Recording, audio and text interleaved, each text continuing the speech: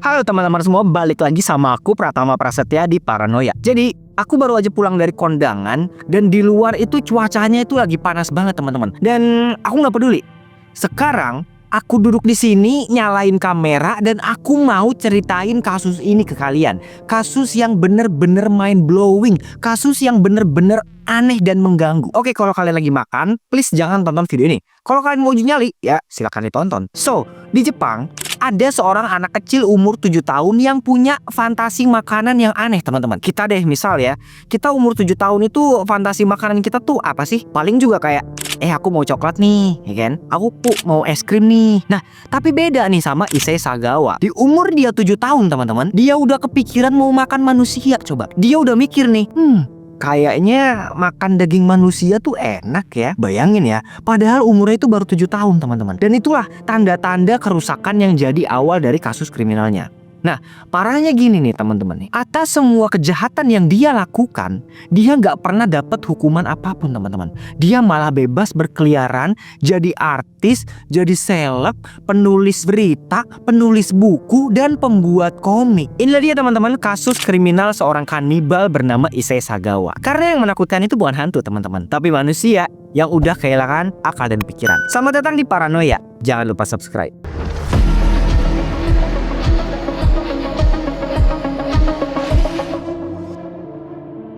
Beberapa hari kemudian, jasad korban mulai ngeluarin bau yang gak enak teman-teman.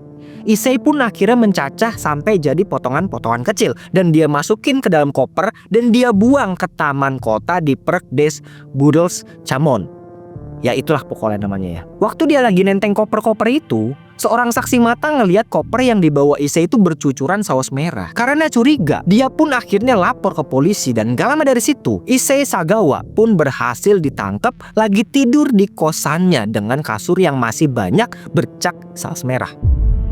Issei Sagawa lahir 26 April 1949. Dari kebanyakan kasus, biasanya kasus pembunuhan kayak gini tuh punya masa kecil yang suram. Datang dari keluarga miskin, ya kan? Serba kekurangan, kelaparan, dan lain sebagainya.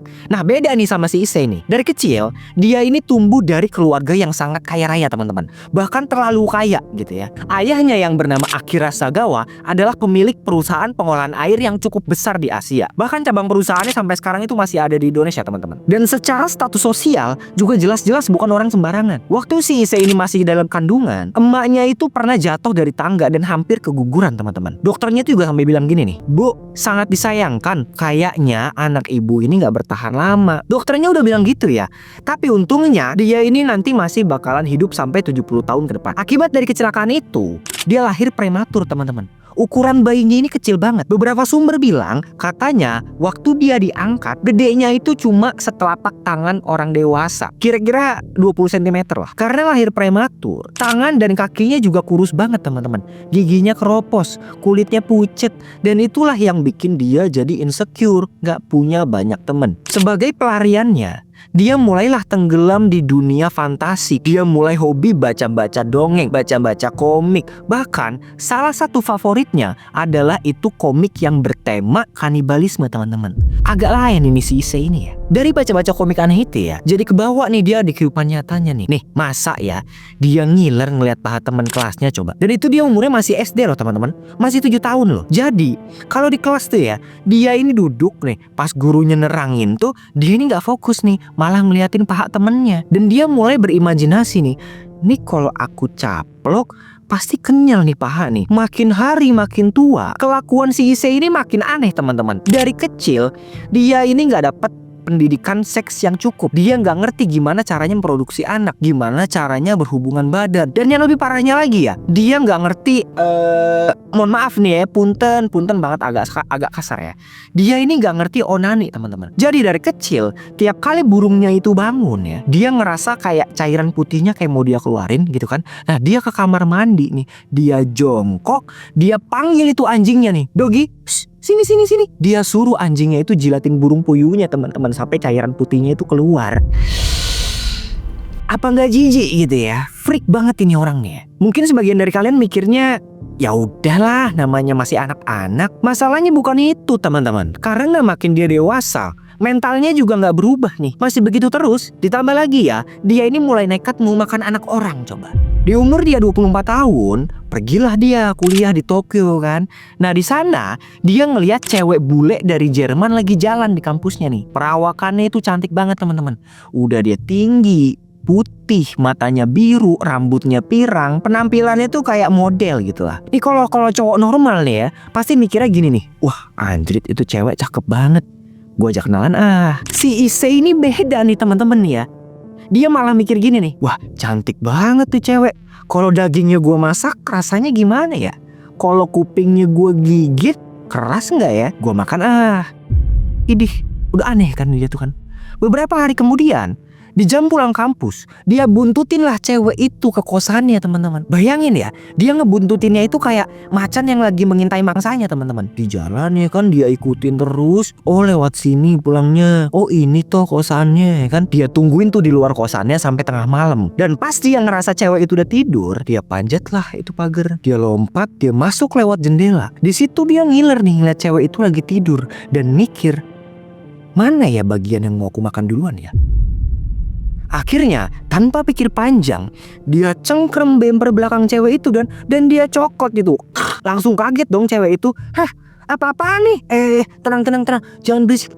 Jangan berisik. Abis itu dengan sekuat tenaga Issei didorong sampai dia mental ke tembok kan dan lapor ke polisi. Dari kejahatan itu Issei ditangkap dan didakwa atas percobaan pemerkosaan teman-teman. Dan ya mereka nggak tahu ya kalau niat Issei itu bukan memperkeos teman-teman ya, tapi memakan si korban. Nah kalian tahu kan ayahnya Issei ini sekaya apa ya? Dengan segala kekayaan yang dia punya, dia pakailah uang itu buat nyogok si korban biar dia nyabut laporannya.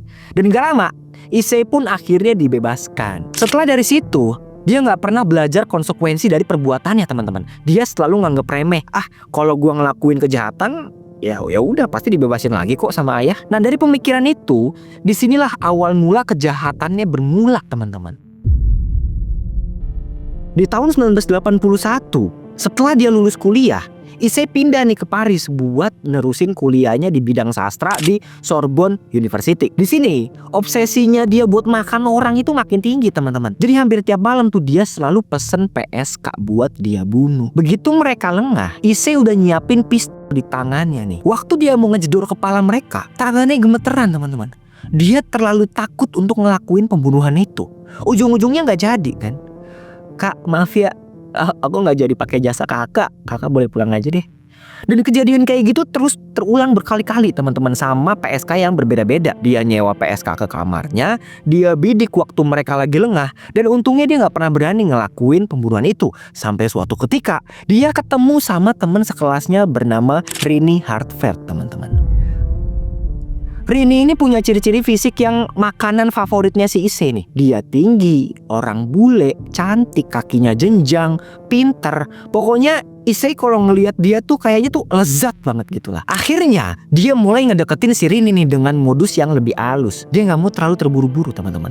Jadi dia bilang ke Rini nih, "Hai Rini, kamu mau nggak jadi guru les aku?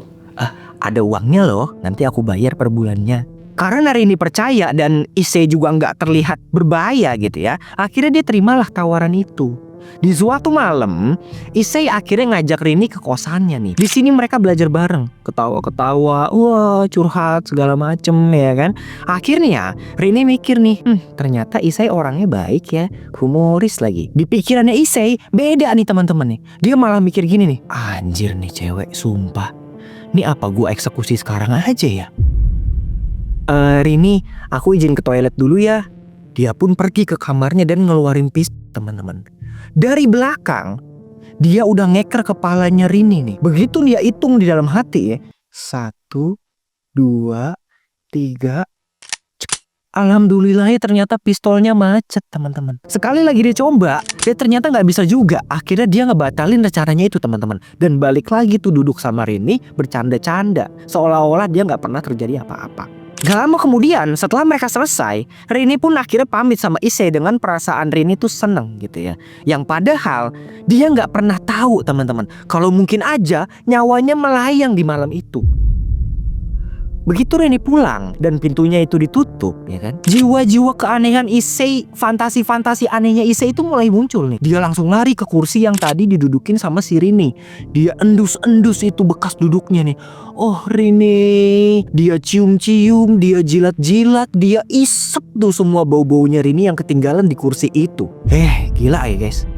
2 hari kemudian, Issei ngajak Rini lagi nih buat makan malam di kosannya. Rin, nanti malam kamu ada acara nggak? Ke kosan aku yuk, kita makan malam sambil nanti kita belajar lagi gitu. Nah Rini dengan polosnya, oh ayo datanglah dia ke kosannya dan disambut hangat sama si Issei nih. Effort banget dia tuh sampai dia gelar karpet, duduknya lesehan, lampunya remang-remang. Pokoknya dia buat sedemikian rupa suasananya tuh intim. Dia juga nyiapin teh buat si Rini nih. Nih Rin, diminum tehnya. Sambil dia minum teh itu, mereka bercanda-canda lah. Mereka ketawa-ketawa, ngobrol kayak orang lagi PDKT. Tapi satu hal yang Rini nggak tahu teman-teman, kalau teh yang udah dia minum itu udah dicampur pakai minuman alkohol sama si Issei. Makin lama makin malam, Rini mulai ngerasa, Issei, kok kepalaku keliangan ya? Kok kepalaku kayak muter-muter ya? Disinilah Issei mulai ngerakuin rencananya teman-teman. Rin, aku sebenarnya suka sama kamu Rin. Kamu mau nggak jadi pacar aku? Rini pun kaget dong. Untungnya dengan kondisi mabuk ini dia masih bisa mikir secara rasional nih. Issei, maaf ya sebelumnya, kayaknya hubungan kita kejauhan deh. Kamu orangnya baik, humoris, pinter, tapi maaf kayaknya tuh aku lebih nyaman kalau kita temenan aja. Karena penolakan itu, Issei emosi dia teman-teman ya. Badannya dia tuh panas banget, ngerasa kebakar. Dalam hati dia langsung ngomong gini nih, kalau aku gak bisa milikin dia, seenggaknya aku bisa makan dia. Wow, gak lama Issei langsung pergi ke kamar untuk ngambil pistol. Begitu dia tempelin ujung pistol itu ke belakang lehernya Rini udah ngerasa nih, Issei tanpa ragu, tanpa gemeteran, dia jedor itu leher belakangnya Rini sampai bolong. Dan seketika, Rini yang malang, seorang gadis polos yang berniat buat mengejar pendidikannya, harus mati di tangan orang gila bernama Issei Sagawa, teman-teman. Setelah ngelakuin kejahatan itu, dia shock ya kan. Dia banting itu pistol dan seluruh badannya itu gemeteran. Dan seketika, dia pun pingsan teman-teman. Setelah beberapa menit, dia bangun dengan perasaan seneng nih. Inilah saatnya aku bisa makan nih. Dia langsung lari ke dapur, ngambil pisau. Dengan perasaan semangat ya, dia potong bemper belakangnya si korban itu dan dimakan mentah-mentah teman-teman. Selama beberapa hari ke depan, dia makan itu badan korban secara bertahap. Dari tangannya dulu, betisnya dulu, pahanya. Dan selama proses ini, ternyata terongnya juga bangun teman-teman. Jadi, beberapa kali dia juga sempat melecehkan jasad korban. Semua proses itu, dia rekam dan dia tulis sebagai diary. Bahkan di suatu wawancara, dia bilang dia kaget nih waktu tahu ternyata oh lemak manusia itu warnanya kuning jagung ya. Dagingnya lembut, nggak berbau dan meleleh di mulut kayak tuna mentah. Beberapa hari kemudian, jasad korban mulai ngeluarin bau yang nggak enak teman-teman. Issei pun akhirnya mencacah sampai jadi potongan-potongan kecil. Dan dia masukin ke dalam koper dan dia buang ke taman kota di Park des Bourgeois Chamon. Ya itulah pokoknya namanya ya. Waktu dia lagi nenteng koper-koper itu, seorang saksi mata ngelihat koper yang dibawa Issei itu bercucuran saus merah. Karena curiga, dia pun akhirnya lapor ke polisi dan gak lama dari situ, Issei Sagawa pun berhasil ditangkap lagi tidur di kosannya dengan kasur yang masih banyak bercak saus merah. Issei juga langsung ngaku begitu ditanya sama polisi. Saudara Issei, kamu ditangkap atas kasus pembunuhan Rini Hartfeld. Dengan santainya dia jawab nih, betul pak, saya yang bunuh gadis ini. Kalau nggak saya bunuh, saya nggak bisa makan pak. Ya Allah, gila ya Allah. Oh, setelah dia ditangkap ya teman-teman ya, lagi-lagi ayahnya yang kaya raya itu turun tangan nih. Dia sampai nyewa pengacara kondang, pengacara paling mahal di negaranya. Akhirnya walaupun ada saksi mata, bukti-buktinya udah jelas banget, bahkan Issei-nya juga udah ngaku kejahatannya, ujung-ujungnya dia nggak dipenjara teman-teman. Setelah ditahan selama 2 tahun sambil nunggu waktu sidang, hakim pun mutusin kalau Issei punya kelainan mental dan atas kondisinya itu, Issei akhirnya ditahan selama-lamanya di rumah sakit jiwa. Di waktu periode ini ya teman-teman ya, orang tua Issei ini sama sekali mereka tuh tutup mulut. Mereka tuh nggak pernah ngomong ke media dan diam-diam mereka tuh menyokong kebutuhannya Issei di rumah sakit jiwa. Apakah kasusnya berhenti sampai di sini? Jelas enggak teman-teman ya. Jelas enggak.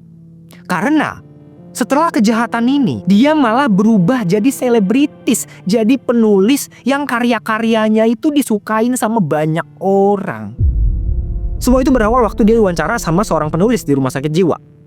Penulis ini tertarik banget sama kisahnya dan apa isi pikirannya si Issei. Gak lama, dia pun ngeluarin buku itu yang berjudul In the Fog. Di dalam buku itu berisi tindakan-tindakan kejahatan Issei ke si Rinne. Ya isinya kurang lebih yang aku ceritain inilah di video inilah. Di buku tersebut juga ada foto-foto mengerikan dari korbannya. Setelah bukunya ini terbit, nama Issei Sagawa ini langsung viral di seluruh dunia teman-teman. Banyak banget orang-orang yang penasaran sama isi kepalanya. Kok bisa ya ada kanibal sekejam dan seaneh ini di tahun segitu gitu. Di sisi lain, Prancis akhirnya memulangkan Issei ke negara asalnya yaitu ke Jepang. Nah, di Jepang ini juga sebenarnya mereka itu mau ngasih hukuman seberat-beratnya buat si Issei ini ya. Psikiater rumah sakit juga udah bilang kalau dia ini waras dan bisa banget nih dia di penjara nih. Tapi waktu Jepang minta data-data atau dokumen tentang kejahatan Issei di Perancis, pengadilan mereka malah bilang gini nih, maaf kami nggak bisa ngasih. Karena kasusnya ini udah kami tutup dan kami udah menyatakan dia sebagai ODGJ. Kesel nggak kalian denger kayak gitu ya? Jadinya Issei ini jadi orang bebas teman-teman. 100% dia ini bebas tanpa dapat hukuman apa-apa di Jepang. Selama bertahun-tahun Issei ini hidup sebagai selebritis teman-teman.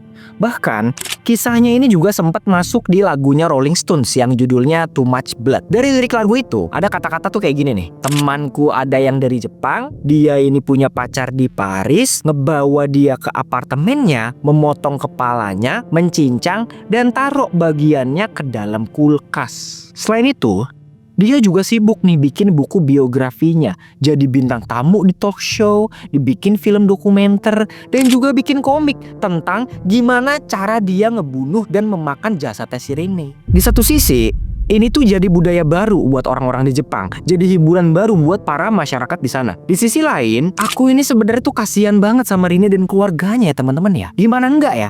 Orang yang telah ngebunuh anaknya, ini tuh dia masih bisa berkeliaran, masih bisa menghirup udara segar. Bahkan proses kematian anaknya ini sampai dibikinin jadi komik dan dijualin. Dan lebih parahnya lagi laku lagi teman-teman ya. Laku. Coba bayangin ya kalau jadi keluarganya gitu ya. Akhirnya di 24 November 2022, setelah bertahun-tahun hidup sebagai seleb, Issei Sagawa harus meninggal di kursi roda akibat pneumonia di umur dia 73 tahun. Dia meninggal tanpa pernah dihukum atas kesalahannya sama Rinne teman-teman. Itulah tadi teman-teman kisah kanibal terkenal yang bernama Issei Sagawa. Gimana menurut kalian? Apa kalian puas sama akhir hayat dari si Issei Sagawa ini ya? Menurut kalian, siapa yang harus disalahin dari kasus ini? Tulis pendapat kalian di kolom komentar. Kalau kalian suka, jangan lupa like, komen, dan juga subscribe biar aku semangat bikin video kriminal kayak gini. Karena yang menakutkan itu bukan hantu teman-teman, tapi manusia yang udah kehilangan akal dan pikiran. Terakhir, aku Pratama Prasetya pamit. Mohon maaf jika ada kesalahan kata dan perilaku. See you on the next one.